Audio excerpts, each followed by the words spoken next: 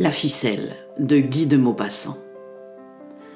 Sur toutes les routes autour de Goderville, les paysans et leurs femmes s'en venaient vers le bourg, car c'était jour de marché. Les mâles allaient à pas tranquilles, tout le corps en avant, à chaque mouvement de leurs longues jambes torses, déformées par les rudes travaux, par la pesée sur la charrue qui fait en même temps monter l'épaule gauche et dévier la taille, par le fauchage des blés qui fait écarter les genoux pour prendre un aplomb solide, par toutes les besognes, lentes et pénibles de la campagne. Leurs blouses bleues empesées, brillantes, comme vernis, ornées au col et au poignet d'un petit dessin de fil blanc, gonflé autour de leur torse osseux, semblait un ballon prêt à s'envoler, d'où sortaient une tête, 2 bras et 2 pieds. Les uns tiraient au bout d'une corde une vache, un veau, et leurs femmes, derrière l'animal, lui fouettaient les reins d'une branche encore garnie de feuilles pour hâter sa marche. Elle portait au bras de larges paniers d'où sortaient des têtes de poulet par-ci, des têtes de canard par-là. Et elle marchait d'un pas plus court et plus vif que leurs hommes, la taille sèche, droite et drapée dans un petit châle étriqué, épinglé sur leur poitrine plate, la tête enveloppée d'un linge blanc collé sur les cheveux et surmonté d'un bonnet. Puis un char-à-banc passait, au trot saccadé d'un bidet, secouant étrangement 2 hommes assis côte à côte et une femme dans le fond du véhicule, dont elle tenait le bord pour atténuer les durs cahots. Sur la place de Goderville, c'était une foule, une cohue d'humains et de bêtes mélangées. Les cornes des bœufs, les hauts chapeaux à longs poils des paysans riches et les coiffes des paysannes émergeaient à la surface de l'assemblée. Et les voix criardes, aiguës, glapissantes, formaient une clameur continue et sauvage que dominait parfois un grand éclat poussé par la robuste poitrine d'un campagnard en gaieté et le long meuglement d'une vache attachée au mur d'une maison. Tout cela sentait l'étable, le lait et le fumier, le foin et la sueur, dégageait cette saveur aigre, affreuse, humaine et bestiale, particulière aux gens des champs. Maître Hochecorne de Bréauté venait d'arriver à Goderville et il se dirigeait vers la place quand il aperçut par terre un petit bout de ficelle. Maître Hochecorne, économe en vrai Normand, pensa que tout était bon à ramasser qui peut servir. Et il se baissa péniblement car il souffrait de rhumatisme. Il prit, par terre, le morceau de corde mince et il se disposait à le rouler avec soin quand il remarqua, sur le seuil de sa porte, maître Malandin, le bourrelier, qui le regardait. Ils avaient eu des affaires ensemble au sujet d'un licol autrefois, et ils étaient restés fâchés, étant rancuniers tous deux.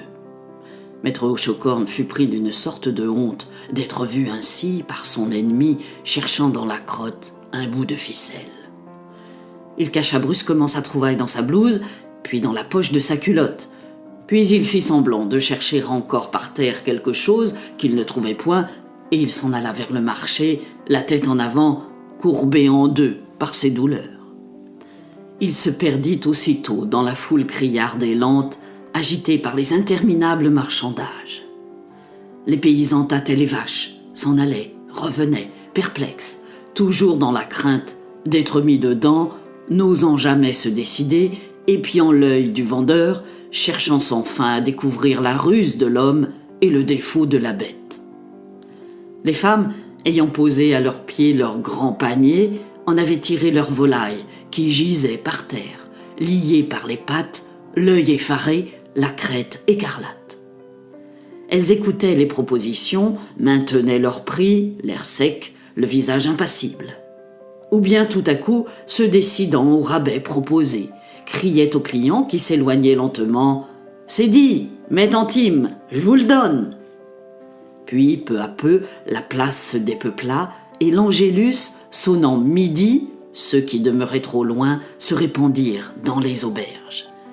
Chez Jourdain, la grande salle était pleine de mangeurs, comme la vaste cour était pleine de véhicules de toutes races, charrettes, cabriolets, char-à-bancs, tilburys, carrioles innombrables, jaunes de crottes, déformés, rapiécés, levant au ciel comme 2 bras, leurs brancards, ou bien le nez par terre et le derrière en l'air. Tout contre les dîneurs attablés, l'immense cheminée, pleine de flammes claires, jetait une chaleur vive dans le dos de la rangée de droite. 3 broches tournaient, chargées de poulets, de pigeons et de gigots.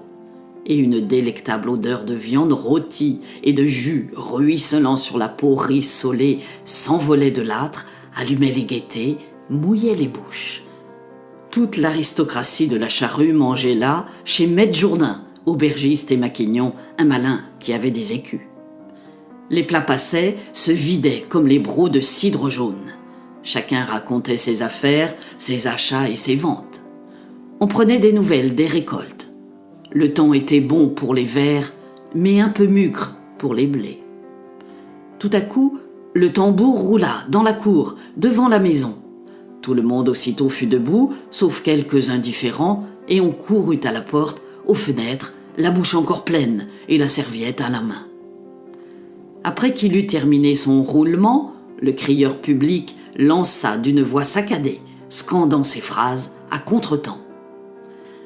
Il est fait à savoir aux habitants de Goderville et en général à toutes les personnes présentes au marché qu'il a été perdu ce matin sur la route de Beuzeville entre 9h et 10h un portefeuille en cuir noir contenant 500 francs et des papiers d'affaires.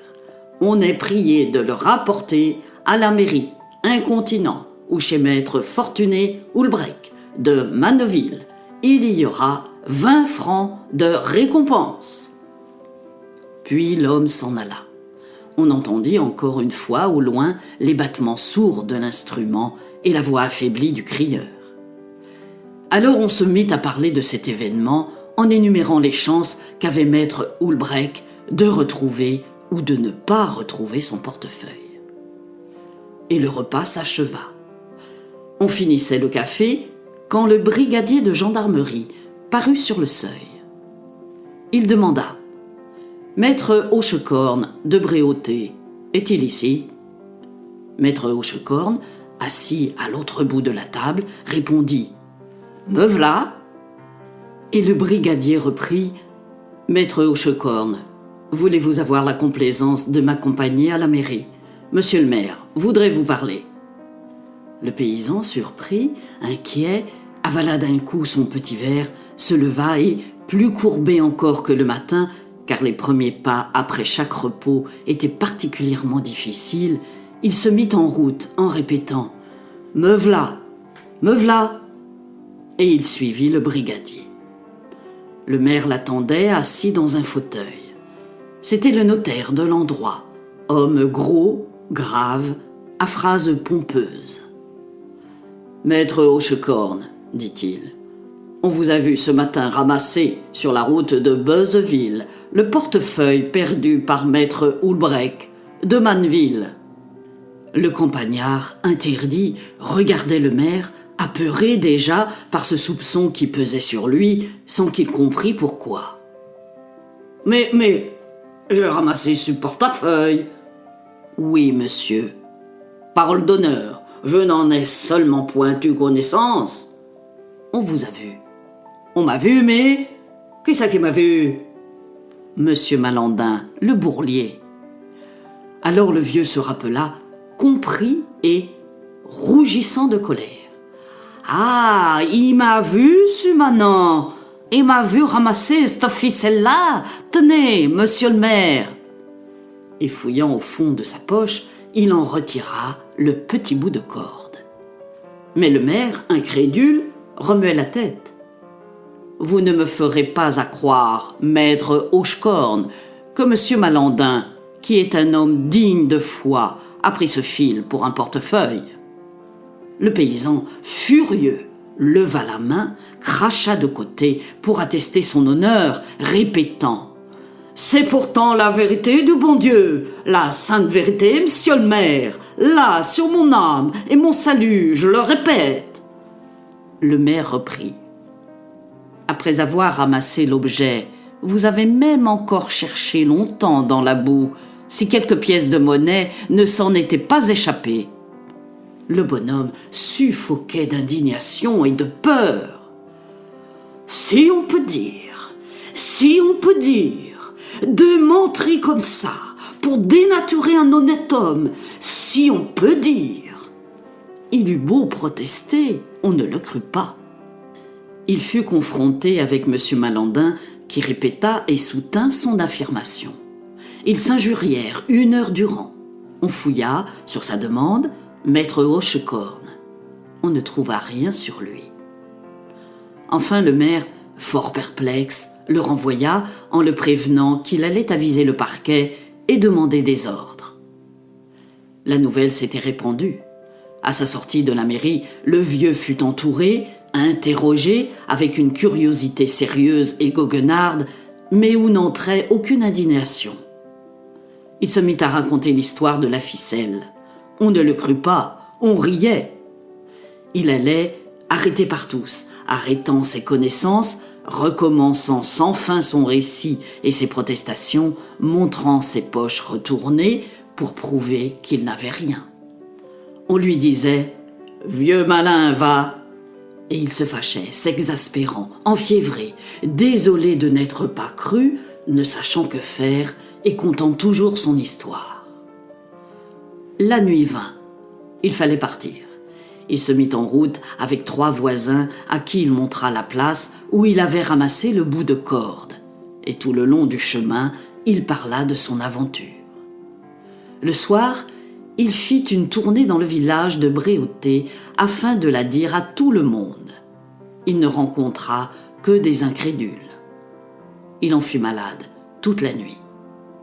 Le lendemain, vers 1 heure de l'après-midi, Marius Paumelle, valet de ferme de maître Breton, cultivateur à Imauville, rendait le portefeuille et son contenu à maître Houlbrec de Manneville. Cet homme prétendait avoir, en effet, trouvé l'objet sur la route, mais, ne sachant pas lire, il l'avait rapporté à la maison et donné à son patron. La nouvelle se répandit aux environs. Maître Hochecorne en fut informé. Il se mit aussitôt en tournée et commença à narrer son histoire, complétée du dénouement. Il triomphait. « Ce qui me faisait deuil, disait-il, c'est point tant la chose, comprenez-vous, mais c'est la menterie. Y a rien qui vous nuit comme d'être en réprobation pour une menterie. » Tout le jour, il parlait de son aventure, il la contait sur les routes aux gens qui passaient, au cabaret aux gens qui buvaient, à la sortie de l'église le dimanche suivant. Il arrêtait des inconnus pour la leur dire. Maintenant, il était tranquille, et pourtant quelque chose le gênait, sans qu'il sût au juste ce que c'était. On avait l'air de plaisanter en l'écoutant. On ne paraissait pas convaincu. Il lui semblait sentir des propos derrière son dos. Le mardi de l'autre semaine, il se rendit au marché de Goderville, uniquement poussé par le besoin de conter son cas. Malandrin, debout sur sa porte, se mit à rire en le voyant passer. Pourquoi ? Il aborda un fermier de Cricoteau qui ne le laissa pas achever et, lui jetant une tape dans le creux de son ventre, lui cria par la figure « Gros malin, va !» puis lui tourna les talons. Maître Hochecorne demeura interdit et de plus en plus inquiet. Pourquoi l'avait-on appelé « gros malin » ? Quand il fut assis à table dans l'auberge de Jourdain, il se mit à expliquer l'affaire. Un maquignon de Montivilliers lui cria « Allons, allons, vieille pratique, je la connais, ta ficelle !» Hochecorne balbutia « Puisqu'on l'a retrouvée, sur portefeuille !» Mais l'autre reprit « Tété, mon pé, y en a un qui trouve, y en a un qui reporte, ni vu ni connu, je t'embrouille !» Le paysan resta suffoqué. Il comprenait enfin. On l'accusait d'avoir fait reporter le portefeuille par un compère, par un complice. Il voulut protester. Toute la table se mit à rire. Il ne put achever son dîner et s'en alla au milieu des moqueries. Il rentra chez lui honteux et indigné, étranglé par la colère, par la confusion, d'autant plus atterré qu'il était capable, avec sa finauderie de Normand, de faire ce dont on l'accusait, et même de s'en vanter, comme d'un bon tour. Son innocence lui apparaissait confusément comme impossible à prouver, sa malice était connue. Et il se sentait frappé au cœur par l'injustice du soupçon.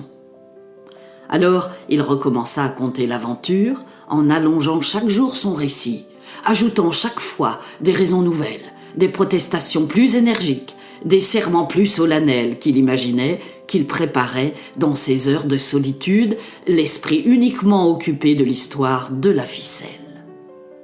On le croyait d'autant moins que la défense était plus compliquée et son argumentation plus subtile. « Ça, c'est des raisonnements menteux », disait-on derrière son dos. Il le sentait, se rongeait les sangs, s'épuisait en efforts inutiles. Il dépérissait à vue d'œil. Les plaisants maintenant lui faisaient compter la ficelle pour s'amuser, comme on fait compter sa bataille au soldat qui a fait campagne. Son esprit, atteint à fond, s'affaiblissait. Vers la fin de décembre, il s'alita.